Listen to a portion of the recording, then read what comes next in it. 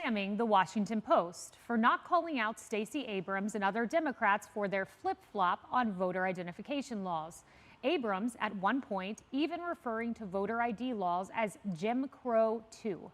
But now she's suggesting she would be open to Senator Manchin's version of the voting rights bill, even though it requires, you got it, voter ID. The Washington Post headlining her change stance as a, quote, evolution. Isn't that interesting?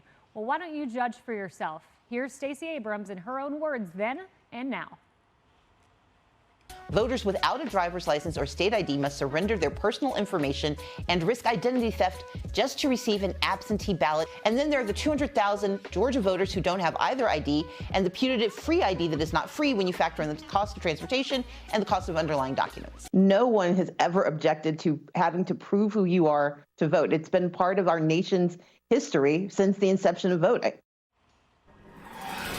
Lawrence, so Stacey Abrams, it does deserve a good laugh.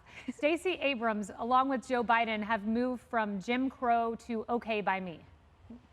Yeah, because the polling changed. Democrats move with the polling. So the majority of Americans, we have new data now, support voter ID. And so they really can't hold that emotional position because the voters just weren't buying it. That's what it all boils down to. And we know when the polls turn, the Democrats turn. But look, this is what it boils down to. The Democrats saw a benefit back in the pandemic when there was massive mail-in voting. They coordinated their strategy to fit that model. But that was always supposed to be temporary because, you know, we're in the middle of a pandemic. Republicans during that period of time were always against massive voting by mail because they saw fraud that possibly take place. You can't verify the voter at that period of time. And so Republicans really didn't have a strategy for the massive mail-in votes. Democrats saw it and they took advantage of it. Now we're trying to go back to how things were and secure our election to make sure everything is, you know, up to speed. But Democrats can't benefit that way. And so this talking point was all because they benefited from something that was supposed to be temporary and they want it permanent. Of course, if you have voter ID, you're going to have to limit the mail-in voting. Yeah, that's exactly right. They want to make the COVID-19 temporary measures permanent measures. Tommy, to Lawrence's point about the polling, we have that polling for you. We'll pop it up on the screen. It's this Monmouth University poll that asks if you support or oppose requiring voter ID. And get this, 80% support voter ID, 18% oppose. But interestingly, Tommy, when you look at the party breakdown, 62% of Democrats support it. Democrats.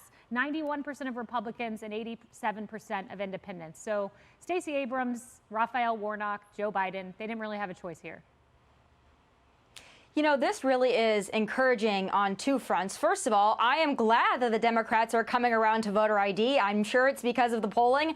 I'm sure it's because they don't understand their base. They don't understand the country, and they didn't understand that the polling would turn out this way. But at the end of the day, I'm happy they're coming around to it. So this makes me very pleased to hear this. Indeed, it is a flip-flop that we are happy to point out. But if pointing out their flip-flop and now these poll numbers are changing and giving them a change of heart, hey, I am all for that. But it's also proving another thing with these poll numbers.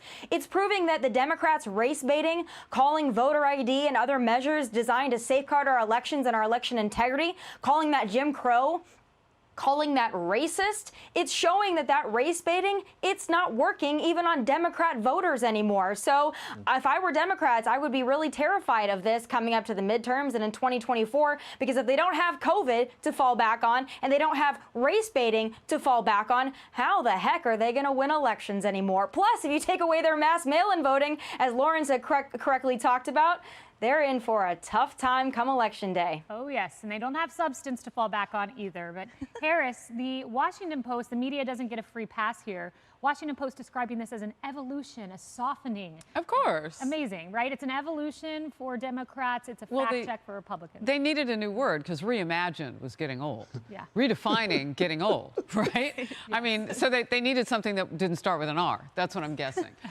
The problem with all of this, though, and Lawrence pointed out and then you showed on the big wall where the numbers are.